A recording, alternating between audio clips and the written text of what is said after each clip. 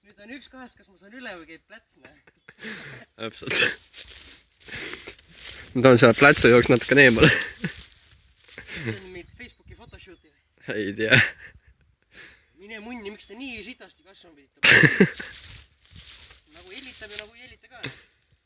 Ma täpselt poolel teen, nii et kui pauk käib, siis ma olen üle vees. Siis oled rohkem märgu mina. Mina ka ei teadnud, kas ma hüppan üle või ei hüppa, aga näed, hüppasin. Natukene, mingi 10 senti ei puudu. Ma ka veel ei tea. Kas ma hüppan üle või mis minu saatusest saab? No vähemalt mina salvestan seda sinu saatust. Hiljem on hea naerda või nutta. No mine munni, noh.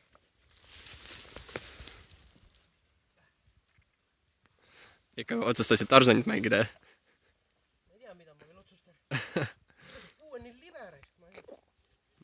Ei, puu ei ole libe, lihtsalt vaata need jalanõud talad on meil märjad juba. Mul esimese sammuga, kui me sinnapoole läksime, oli sama lugu, et astusin üks libe ja ta kuivatas veits ära.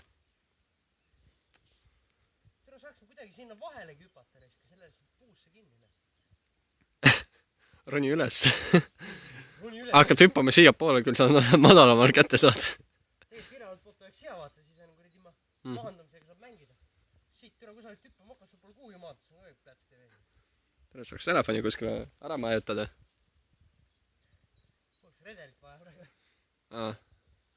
Vaata, ma kutsun see Mekaali veoauto, lasime välja. See oleks ka hea mõte.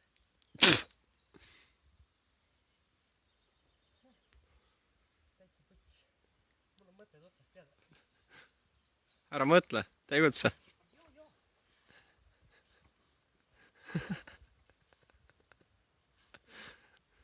Ma üritan siin mitte naerma ajada. Ole hoidma endast.